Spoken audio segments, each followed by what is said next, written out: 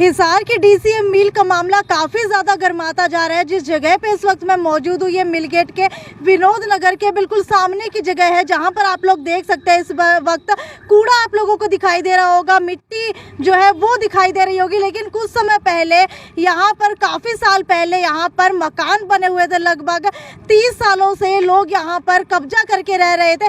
कहीं ना कहीं वो जो है अपने आप को इसका परमानेंट ओनर समझने लगे थे, लेकिन एकदम से कहीं ना कहीं कार्रवाई करते हुए यहाँ पर जितने भी मकान बने हुए थे वो सभी तोड़ दिए गए और अब ये जगह जो है वो समतल कर दी गई थी, यानी कि प्लेन कर दी गई थी। लेकिन अगर अब आप लोग देखेंगे, अब यहाँ पर ना तो आप लोगों को कोई घर दिखाई देगा और ना ही यहाँ पर आप लोगों को कोई भी झुग्गी झोपड़ियाँ दिखाई देंगी। वहीं अगर बात की जाए डीसीएम मिल के अंदर की, तो मामला जो है बेहद ज़्यादा तूल पकड़ता जा रहा है, क्योंकि कहीं ना कहीं ये जो मिल है वो मिल के काम के लिए दी हुई थी।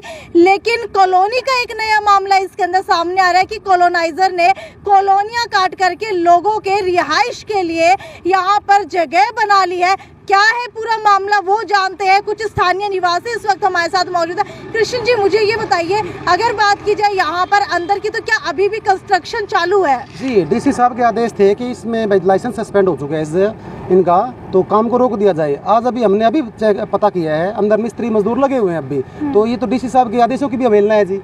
तो डीसी मिल तो अपने से बड़ा किसी को समझता ही नहीं है जी। ठीक है, अगर बात की जाए 27 अप्रैल की, तो स्टे मिला हुआ था 27 अप्रैल तक कि यहाँ पर कोई भी काम नहीं करवाया जा सकता। लेकिन उसके बावजूद भी यहाँ पर जो कॉलोनियाँ काटी जा रही हैं, अभी क्या काम वहाँ पर चल रहा है और कौन जो है ये कॉलोनियाँ काट रहा है? ये कॉलोनी पे जैसे इसका लाइसेंस पे स्टे हो गया था, उसके बावजूद भी धक्काशाही वाली बात है जी। हम डीसी साहब को इसकी कंप्लेंट करेंगे, इसके अंदर अब भी काम चल रहा है, किसी भी कंस्ट्रक्शन का कोई भी काम ना हो, ऐसा उनका आदेश है जी। उसके बावजूद भी ये काम चला रखा है इन्होंने। इस डीसीएम मिल की बात की जाए तो काफी सालों पुरानी ये मिल मानी जाती है। मुझे ये बताइए, शुरू से मुद्दा क्या था और किस वजह से इसका विरोध होना शुरू हुआ? ये क्या हुआ मैडम, मैं आपका थोड़ा सा 2 मिनट का समय लूँगा इसमें, क्यों बताने में लंबा मामला है। ये क्या हुआ जी, 1953 के अंदर पंजाब सरकार ने डीसीएम मिल को एक धागा मिल लगाने के लिए 400 एकड़ जमीन को दी थी, जिसकी 1956 में डीड बनाई गई जी। वो डीड में कंडीशन लगा दी गई, शर्तें दी गौरव सरकार ने कि भाई आप लोग इसमें सिर्फ और सिर्फ उद्योग लगाएंगे ताकि हिसार के लोगों को रोजगार मिल सके, क्यों उस समय तक हिसार इतना डेवलप नहीं था, स्टार्टिंग थी जी। तो इन्होंने जैसे 56 में डीड बनवा ली, अपने 150 एकड़ में मिल लगा दी, 250 एकड़ इनकी खाली रहेगी, कुछ एक में बागवानी भी थी इनकी। फिर चलता चलता क्या हुआ मैडम कि इसमें 1989 के अंदर इन्होंने एक परमिशन मांगी मिल वालों ने हरियाणा सरकार से कि भी हमें कुछ ज़मीन बेचने की परमिशन दी जाए, हमारी फैक्ट्री में घाटा हो गया है और मशीनरी वगैरह खरीदने के लिए। तो अपने ताऊ देवीलाल जी की सरकार होती थी जी हरियाणा में, तो उन्होंने डीसी हिसार को आदेश किया कि भाई हमने ज़मीनें डीसी मिल को फैक्ट्री लगाने के लिए दी, बेचने के लिए नहीं दी, इसलिए इसकी ज़मीन को रिज्यूम कर लिया गया। उस रिज्यूमशन के खिलाफ डीसी मिल हाई कोर्ट में चला गया जी, जो कि इसके 2010 के अंदर इसका फैसला डीसी मिल के हक में आया कि भाई रिज्यूमशन की कार्रवाई गलत थी, ज़मीन वापस ले सकते हैं बट कार्रवाई गलत थी। तो उसके बाद क्या हुआ जी, 2013 के अंदर 14 के अंदर इनका इंतकाल डीसीएम के नाम कर दिया गया 253 एकड़ का, और साथ में फिर ये वाला दिया गया 253 एकड़ ज़मीन में से 13 कनाल ज़मीन पे कुछ 110-11 घर बैठे हैं इनके मुताबिक, वो हम लोग खाली करवा के देंगे। जिस डेट में ये डीसीएम के नाम इंतकाल कर दिया गया, उसके बाद तो सरकार उसकी मालिक थी ही नहीं जी। फिर भी तहसीलदार ने कहा भाई ये ज़मीन मेरी है और मैं ज़मीन खाली करवा के दूंगा। जब उसके पास मालिकाना हक ही नहीं था तो वो कैसे हम लोगों को उठाने का ठेका ले सकता है जी। तो सीधी सी बात है कि उनका डीसीएम के अधिकारियों के साथ मिलीभगत थी। फिर 2016 के अंदर उन्होंने हमारे 135 घरों को 13 कनाल ज़मीन का हवाला देके तोड़ दिया जी। अब क्या हुआ मैडम कि अब 2019 के अंदर ACS हरियाणा सरकार ने डीसी साहब को एक पत्र लिखा कि भाई राजकीय पशुधन फार्म की 65 कनाल ज़मीन डीसीएम के कब्जे में है, और 2014 के तत्कालीन तहसीलदार ने डीसीएम के नाम राजकीय पशुधन फार्म की ज़मीन का इंतकाल कर दिया और राजकीय पशुधन फार्म द्वारा वो ज़मीन कभी बेची नहीं गई। हमारे पास उसका एक ACS साहब का पत्र भी मौजूद है, ये वाला लेटर है जी, ये वाला लेटर। इसमें टोटल 151 कनाल 11 मरले ज़मीन फालतू है जी। इसके अंदर 65 कनाल ज़मीन जी LF की, 85 कनाल ज़मीन डीसी हिसार की, जो इसके कब्जे में 1953 से चली आ रही है। इसकी एवज में 1976 में एक मीटिंग हुई थी जी। उस मीटिंग के अंदर इन्होंने डीसी हिसार ने, HK गोस्वामी जी होते थे, उन्होंने इसको 1,17,000 रुपये का किराया, 20 साल का किराया ज़मीन का, जो फालतू ज़मीन थी उसका, वो भी लेना घोषित हुआ था, बट डीसीएम के अधिकारियों ने दिया नहीं जी। ये मामला था मैडम। ठीक है, अगर बात की जाए इस DCM मिल की, तो आप मुझे ये बताइए कि अभी जो स्टे मिला हुआ है लेकिन उसके बाद भी कंस्ट्रक्शन यहाँ पर चल रही है, उसको लेकर के आपका क्या कहना है?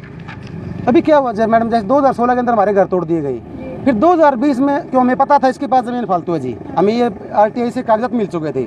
हमने 3/1/2020 को रंजीत चौटाला जी हैं हमारे बिजली मंत्री जी, उन्होंने ग्रीवेंस कमेटी की सार में एक मीटिंग ली हुई थी। ठीक है। उसमें हमने मुद्दा उठाया कि जी DCM मिल के पास ऐसे ऐसे सरकारी ज़मीन का कब्जा है, तो उन्होंने पैमाइश के आदेश कर दिए थे 3 जनवरी 2020 को कि भाई DCM मिल की पूरी पैमाइश की जाए, तभी दूध का दूध पानी का पानी होएगा।